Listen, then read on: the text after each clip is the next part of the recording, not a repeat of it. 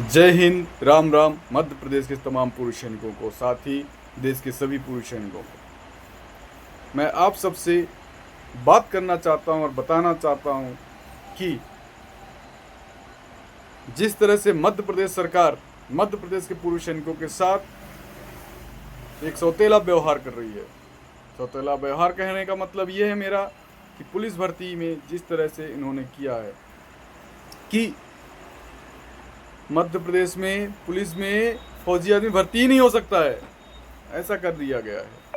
और आज का नहीं, ये पिछले 3 सालों से ऐसा हो गया है। इसलिए मैं मध्य प्रदेश के तमाम पूर्व सैनिकों को कहता हूँ, जिंदा हैं तो जिंदा होने का एहसास दिलाइए, अन्यथा आपकी गलतियों को आने वाले लोग बोलेंगे इन्होंने आवाज़ नहीं उठाई, इसलिए हो गया है। धीरे धीरे ये गड्ढा बहुत गहरा खुद रहा है। एक एक करके आपकी चीज़ें हड़पी जा रही है और आपको एहसास नहीं हो रहा है। मैं कहता हूँ आपके आस जो भी आपके यहाँ संगठन है, उन संगठन के अध्यक्षों को ये बोलिए कि अगर आपने संगठन बनाया है तो इस पर आवाज़ उठाइए, हम खड़े रहेंगे। अकेला अध्यक्ष और उस संगठन का पदाधिकारी भी बेचारे कुछ नहीं कर सकते हैं। आप लोगों की उपस्थिति बहुत ज़रूरी होगी। एक ऐसे जन सैलाब की ज़रूरत है पूरे मध्य प्रदेश के अंदर कि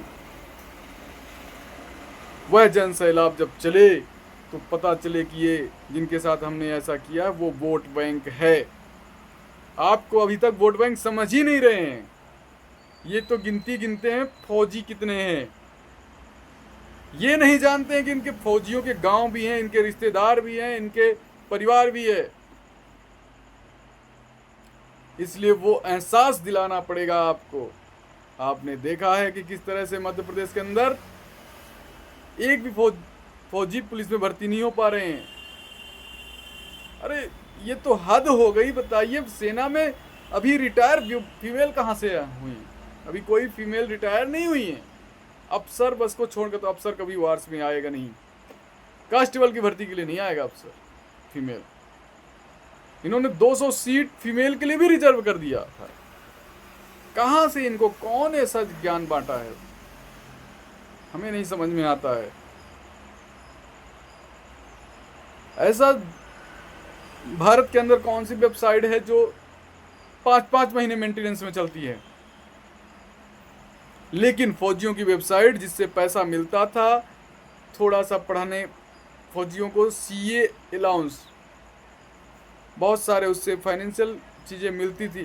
केंद्र सरकार ने वो रोक के रखा है और कोई संगठन नहीं बोल रहे हैं। क्यों नहीं बोल रहे हैं? उस पर आवाज़ कोई संगठन नहीं उठा रहा है, कोई यूट्यूबर नहीं बात बोल रहा है। बस एक चीज़ बोलते हैं, 18 महीने का आपको एरियर मिलने वाला है। आपको 18 महीने का एरियर मिलने वाला है। अल्लाह, जो चीज़ नहीं बोलना है वो बोलोगे, जो चीज़ की बोलने की ज़रूरत है वो कभी नहीं बोलोगे। ऐसे यूट्यूबर हैं, आवाज़ नहीं उठा रहे हैं। केएसबी पोर्टल को क्यों बंद किया गया, क्यों नहीं चालू किया जा रहा है? अपनी वीडियो इन्हीं को दिखाओगे, इन्हीं से यही आपकी वीडियो देखते हैं और सिविल में कोई नहीं देखता है। ये भी मैं बता रहा हूँ। आज सारे फाइनेंशियल चीज़ें रुकी हुई है, marriage claim, CA claim, non pensioner के और बहुत सारे पीएमआर, ऐसे कई सारे क्लेम रुके हुए हैं। लेकिन कोई बोल नहीं रहा है कि केएसबी की वेबसाइट 5 महीने मेंटेनेंस में चलती है। कौन सी वेबसाइट है जो इतने महीने मेंटेनेंस में है? एक तरफ मोदी जी 2014 में बोले थे कि पीएमआर आने वाले परमिचर आने वालों का नहीं होगा, वो आरोपी में मिलेगा, सबसे पहले सिपाही को मिलेगा। आज सबसे पहले उनकी गर्दन काट दी गई। क्या वो फौज में नौकरी नहीं करके आए?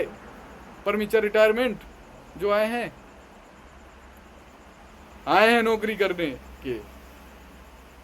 और आप परमिचर वाले सभी लोगों को मैं बोलता हूं, अपनी आवाज़ नहीं उठाओगे, दबा दी जाएगी आपकी आवाज़ और इसके गुनहगार आप सब लोग रहोगे।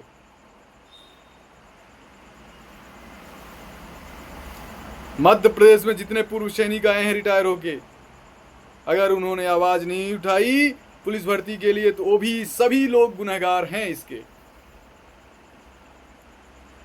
ऐसे 50% हाउस टैक्स माफ है आपका, लेकिन कुछ लोग ले पाते कुछ लोग नहीं ले पाते। ऐसा क्यों? मध्य प्रदेश में एक पोर्टल जारी किया, सड़ा सा पोर्टल जारी किया है जो चलता नहीं। आधे से 70% पूर्व सैनिकों का काम नहीं हो रहा है उस पोर्टल में। यह साल का सितंबर महीना चल रहा है, पोर्टल बना दिए हैं। अरे क्या निरीक्षण नहीं करते हैं आप पोर्टल का? जिस कंपनी ने बनाया उसको बता नहीं सकते हैं आप कि ये पोर्टल क्यों नहीं चल रहा है? खिलवाड़ खिलवाड़ खिलवाड़, सिर्फ पूर्व सैनिकों के साथ खिलवाड़ हो रहा है और कुछ नहीं। और इसके पूरे जिम्मेदार आप सभी पूर्व सैनिक हैं। ना तो आप ट्विटर का इस्तेमाल करते, ना यूट्यूब का इस्तेमाल करते, ना व्हाट्सएप का इस्तेमाल कर सकते, फिर एक ही इस्तेमाल करते, दूसरे के ऊपर उंगली उठाना। दूसरे के ऊपर उंगली उठाने के अलावा आप लोग कोई इस्तेमाल नहीं करते हो। सोशल मीडिया इतनी बड़ी ताकत है कि आपकी बात पहुंच सकती। मैंने 2 साल से बोल रहा हूं, सोशल मीडिया का इस्तेमाल करिए। आप लोग ट्वीट करिए रक्षा मंत्री को कि पोर्टल इतना क्यों बंद है। आपको लगेगा कि ये यूट्यूब में बोल रहा है, बस ये पैसे कमाने लगा है। अरे बाबा, मैं पैसे नहीं कमा रहा हूं, मेरे इतने सब्सक्राइबर नहीं है, इतनी अच्छी वीडियो मैं नहीं बनाता हूं। आप मेरे को मत लाइक करो, मेरे को सब्सक्राइब मत करना, अनफॉलो कर दो, लेकिन अपने हकों को पहचानिए। जब तक बोलोगे नहीं तब तक आपको कुछ नहीं मिलेगा, सब धीरे धीरे छीन लिया जाएगा। और छीन रहे हैं एक तरफ से, और सिर्फ आप बोल नहीं रहे। इसलिए जिस दिन आप बोलना सीख जाएंगे, जिस दिन आप ताकत अपनी समझ जाएंगे, जिस दिन आप इन राजनेताओं को अपनी वोट पावर दिखाना सीख जाएंगे, उस दिन आपकी बात सुनी जाएगी। जिस तरह से रीवा में कारगिल विजय दिवस हुआ और वहां दिखाया गया कि ताकत है रीवा के अंदर, लेकिन यह ताकत हकीकत में दिखाना होगा। जैसे ही योजना आती है, हुंकार भरो, हुंकार भरो, ताकत बनकर निकलिए घर से। अपने अपने संगठनों को बोलिए, करो आंदोलन, हम आएंगे। और इसमें आंदोलन में सिर्फ उन्हीं बस को शामिल होने की जरूरत नहीं है कि आज नौकरी जो रिटायर हो गए, आज जो बुजुर्ग हैं उनसे लेके जो अभी रिटायर हो रहे हैं, सबको शामिल होना चाहिए। तैयारी करना चाहिए। आप जब तक नहीं बोलोगे संगठनों को तैयारी करने के लिए, कैसे संगठन के पदाधिकारी तैयारी कर पाएंगे? अगर आपके बच्चे हैं तो संगठन के पदाधिकारियों के भी बच्चे हैं, परिवार है। आप अपनी कमाने में व्यस्त हैं तो भी व्यस्त ही रहेंगे परिवार को चलाने में। इसलिए बटना नहीं है, एक होके एक मत में ताकत के साथ दिखानी है ताकत।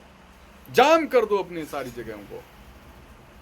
आज आप देख रहे हैं हम सब किसान के बच्चे और किसानों का क्या हालात है मध्य प्रदेश में। एक बोरी यूरिया के लिए साला तड़प रहे हैं, दुख लगता है। एक बोरी यूरिया के लिए, अभी खेती के लिए, धान के लिए यूरिया नहीं दे पाई सरकार। अभी बुआई होने वाली, आ जाएगा 2 महीने बाद, फसल ही नहीं उगेगी साली। ऐसा तो हालात हो गया है। बोलते हैं जैविक खेती, जैविक खेती, एक साथ ही आप जैविक खेती करा लेंगे? नहीं हो सकता एक साथ जैविक खेती, होगा धीरे धीरे। यूरिया क्या पहले पिछले साल तक कैसे हो जाता था और इस साल आपके पास ऐसा क्यों और कैसे हुआ है? सब आपको फ्री में डोनेशन बांटने के लिए बहुत पैसे हैं, पंडाल लगाने के लिए दुनिया भर का पैसा है, लेकिन जनता के लिए आपके पास पैसे नहीं है।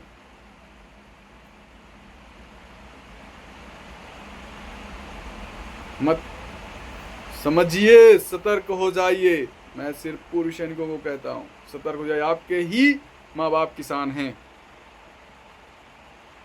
आज देश की रक्षा में जितने पुरुष लगे हैं, चाहे आईटीबीपी हो, सीआरपीएफ हो, बीएसएफ हो, आर्मी हो, सबके फादर माता पिता किसान ही हैं। लगभग 80% उनके माता पिता या बाबा किसान हैं।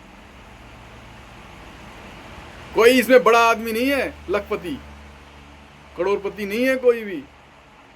सब एक नॉर्मल परिवार से बिलोंग करते हैं। इसलिए मैं बोलता हूँ, उठो जागो, लड़ो अपने लिए। जय हिंद, राम राम। जाग जाइए, ताकत बन के निकलेंगे।